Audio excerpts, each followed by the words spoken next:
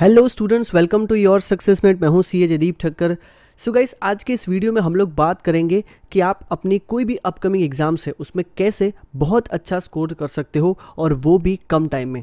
Guys, कहते हैं the secret of getting ahead is getting started, यानी कि अगर लाइफ में आपको कुछ हासिल करना है तो आपको स्टार्ट करना पड़ेगा। लेकिन सर, सबसे बड़ा कन्फ्यूजन तो यही है कि सर स्टार्ट कैसे करें, क्योंकि सर 2 महीने का टाइम बाकी है, 1 महीने का टाइम बाकी है, एग्जाम्स नज़दीक है, अभी तक बिल्कुल स्टार्ट नहीं किया है, डर लग रहा है।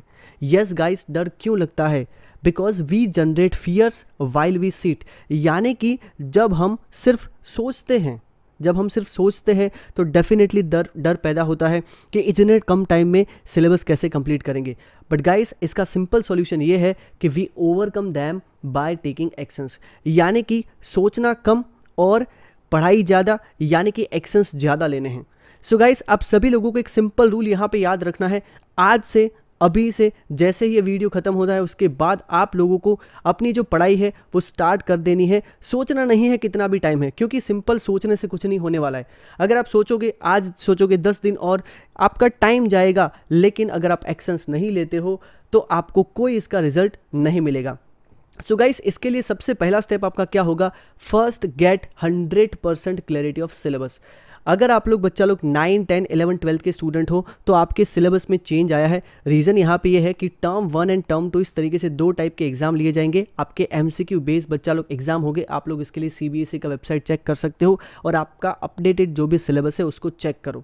अब आप सिंपल चीज़ यहाँ पे समझते हो कि आपको अगर 9 से 12 तक के स्टूडेंट हो तो आपको ना सिर्फ सिलेबस को समझना पड़ेगा, टॉपिक्स को समझना पड़ेगा, बट साथ साथ उसको आपको एमसीक्यूज़ के फॉर्म में आंसर देना है। तो वहाँ पे आपको एक डिटेल क्लैरिटी बच्चा लोग चाहिए। तो टॉपिक को बाकी के जो स्टूडेंट है वो भी कैसे समझेंगे, सारी बात करते हैं। देखो, मैं यहाँ पे बच्चा लोग बोलूँगा, कई लोग बोलते हैं कि आप लोग पहले टॉपिक को समझो और उसके बाद उसका रिवीजन कर लो। मैं यहाँ पे इस पे नहीं मानता हूँ। आपको इससे एक स्टेप आगे चलना पड़ेगा। You have to be proactive, not reactive. Reactive का मतलब यहाँ पे सिंपल चीज़ ये समझ लो कि आप टॉपिक को पढ़ते हो और उसके बाद उसको रिवाइज करते हो, या फिर जहाँ से भी आप पढ़ते हो। जैसे कई लोग यहाँ पे यूट्यूब पे पढ़ते हैं, ऑनलाइन ऐप पे पढ़ते हैं, प्लेटफॉर्म अलग अलग पढ़ते हैं, ठीक है। ऑफलाइन क्लासेस में अगर कोई जाता है ऐसे टाइम में तो उसके बाद यहाँ पे ऐसा बोला जाता है कि वो आप पूरा अटेंड करो और उसके बाद उसका रिवीजन करो। बट गाइस, आप उससे एक लेवल यहाँ पे आगे जा सकते हो। आपको बनना है प्रोएक्टिव। प्रोएक्टिव का मतलब यहाँ पे सिंपल ये हो जाएगा बच्चा लोग कि फॉर एग्जांपल आप कहीं पे भी ऑनलाइन क्लास करते हो, ठीक है। तो जैसे ही बच्चा लोग आप ऑनलाइन क्लासेस में जाते हो, उससे पहले एक बार क्लास अटेंड करने से पहले आपको पता तो होता है कि कौन सा आज क्लास है। जैसे आज एनसीईआरटी का चैप्टर नंबर 1 कर रहे हैं, तो एक बार सिंपल एक नॉवेल की तरह एक बार एनसीईआरटी को पढ़ो। क्या जो भी पढ़ने वाले हैं वो एक बार सिंपल रीड कर लेते हैं। ऐसा नहीं कि याद रखना है, एग्जाम में लिखना है, बस एक नॉवेल की तरह रीड करके जाओ। इससे फ़ायदा क्या होगा? जब भी आप जैसे ही बच्चा लोग क्लास में जाओगे तो आपको पहले से, जब टीचर पढ़ा रहे होगे तब आपको पहले से थोड़ा क्लैरिटी होगा, तो कहीं पर भी आपका ध्यान नहीं जाएगा, आपका 100% कॉन्सेंट्रेशन रहेगा। क्योंकि टीचर कोई भी वर्ड बोलेंगे पहले आपने सुना हुआ है। जैसे हमने कोई टॉपिक ऑलरेडी पढ़ रखा है, उसका जब रिवीजन करते तो स्पीड में चला जाता है कि नहीं, अपने जल्दी जल्दी कंप्लीट कर सकते हैं। तो इसीलिए पहला स्टेप क्या होगा? क्लास अटेंड करो, लाइव क्लासेस कोई भी अटेंड करो, उससे पहले आप लोग उसको एक बार रीड कर लो, एक नॉवेल की तरह रीड कर लो बच्चा लोग। अब कई लोग यहाँ पे पूछते हैं कि सर अगर कोई फ्री लाइव क्लासेस हो तो हमें बता दो। तो सो गाइस, अनअकैडमी प्लेटफॉर्म पे आपको बहुत सारे फ्री लाइव क्लासेस मिलते हैं। आप चाहे क्लास 6 के स्टूडेंट हो, क्लास 12 के हो, क्लास 6 से लेकर 12 तक के सारे स्टूडेंट्स के लिए free test series, free practice test, बच्चा लोग डाउट क्लियरिंग सेशंस, यानी कि डाउट आप वहाँ पे अपने सारे पूछ सकते हो। आपको उनके सिंपली वीडियो सॉल्यूशंस के फॉर्म में आंसर मिलेंगे। Free live classes daily base पे चलते हैं, तो आप उन सभी को बच्चा लोग एक्सेस कर सकते हो। मैंने लिंक डिस्क्रिप्शन में डाले हैं। फ्री एक्सेस कोड है उसके लिए YSM10। मैं बच्चा लोग क्लास 11, 12 कॉमर्स में पढ़ाता हूँ।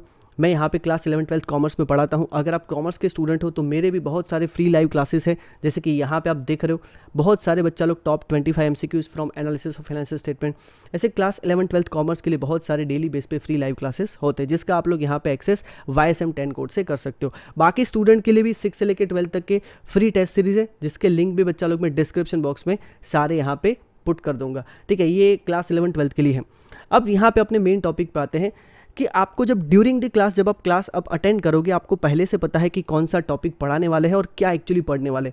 तो आपको क्या होगा, अगर टीचर कोई टॉपिक वो समझा रहे हैं और आपने पहले से रीड किया है, सोचो आपका और टीचर का अंडरस्टैंडिंग मैच हो रहा है, यानी कि आपने जो सोचा था वही टीचर बोल रहे, तो आपका कॉन्फिडेंस बूस्ट होगा कि यस, मैंने रीड करके आया हूँ, वही टीचर बोल रहे, मतलब मेरा लेवल यहाँ पे मैच हो रहा है। ठीक है, तो इससे आपका कॉन्फिडेंस बूस्ट होगा। उसके बाद देखो, उसके बाद आप फिर क्लास के बाद 5 या 10 मिनट में पूरे टॉपिक को रिवाइज कर लोगे, क्योंकि आपने प्रोएक्टिवली पूरे टॉपिक को पहले से रीड करके रखा है।